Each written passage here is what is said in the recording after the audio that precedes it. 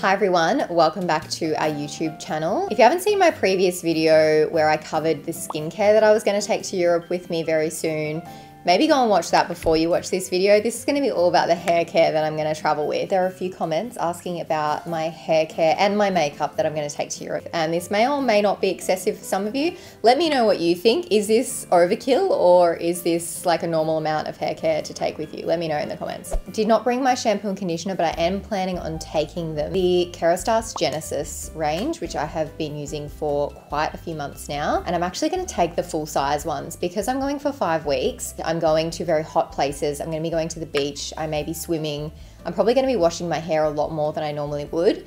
And I don't really trust that every place I'm staying is going to have quality hair care. I'm sure there'll be some hotels that have nice ranges in their bathrooms, but I'm staying at a few Airbnbs, so I just can't rely on it. So I'm going to take my full size Kerastase products and just keep them in my main luggage, my checked luggage, so that they don't get taken off me because they're obviously more than 100 mils. So skincare, I try and keep to that 100 ml minimum so that I can carry it with me, because I went to Canada recently for work and we missed our connecting flight, and then our checked bags didn't get released to us. And so then Sadaf and I had to stay overnight for 24 hours, and I was so relieved I had my skincare. But hair care, I'm like, if I don't have it, I can go and buy something from the pharmacy. You know, it's not the end of the world. So styling wise, you might have seen my slick hair tutorial, which we can pop up here. Part of that tutorial involves a toothbrush, a boar bristle brush, and sea salt spray. So instead of taking a separate like creamy product, which I would normally put through my hair, I'll just douse it in sea salt spray, comb it all up into a pony with the boar bristle, and get rid of any flyaways with the toothbrush. So I do recommend watching that tutorial. It's very easy if your hair is dirty or you've been swimming all day and you're going out for dinner and you want to actually kind of look presentable. I definitely will be relying a lot on that hairstyle. Kerastase Elixir Ultime to keep my hair feeling really healthy.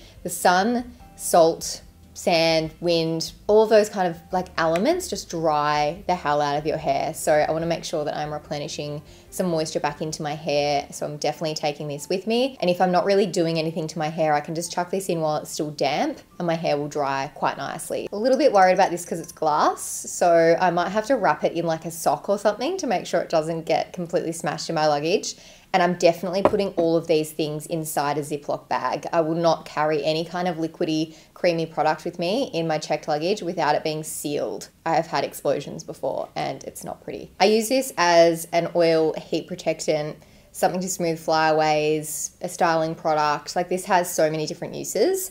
You can use it in wet and dry hair. Definitely recommend this as a multi-use product instead of taking a few different ones. And then the last thing I have styling wise is the R & Co Spiritualized Dry Shampoo Mist. This is a lifesaver, but you need to have a hairdryer handy. It's lighter to travel with. It's not as bulky as like a big aerosol can of dry shampoo. All you do with this is spritz it through your roots and then you'll dry it in with a hairdryer, and then you basically have clean hair. I really, really love this product. I've been using it for years. I still use aerosol dry shampoos. I really like the Kerastase and the Olaplex ones, but I don't want to take them traveling with me. They're too bulky. So this is going to be my go-to. And then with that, I need a hairdryer.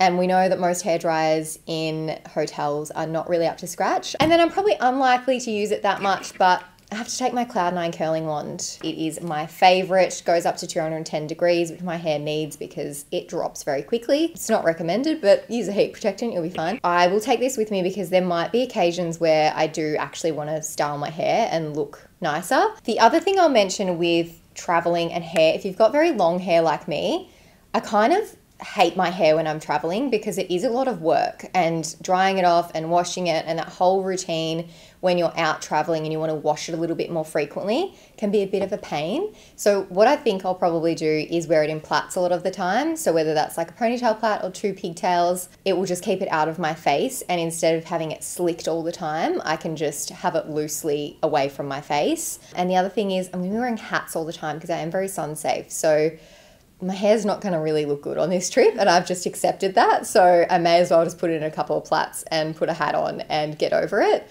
and make sure I'm wearing a lot of sunscreen. The other thing with traveling as well is that some products do provide UV protection as well. So if you can find a product that has antioxidants in it, for example, you'll find that does protect your hair a little bit from the UV damage that can be caused by being in the sun for extended periods of time. If you don't want to take a full size shampoo and conditioner, or you're not going overseas for as long as me, but you still want to have access to your favorite shampoo and conditioner, you can buy off Amazon, eBay, Kmart, I'm sure have them, the little plastic bottles. You could decant that in there if you wanted to be 100 mils if you want to take it in your carry-on. That's a very easy option, and it's definitely a good option if you want to have your favorite hair care on you. But that's really all I have to say about hair care, I think. That's what I'm going to be taking, all in a Ziploc bag, and then I'll probably put them in a soft pouch and pack them away in the checked luggage, ready to meet me on the other side. Hopefully this video has helped you decide which products to take with you overseas. Subscribe, hit the bell button, otherwise I will see you next time.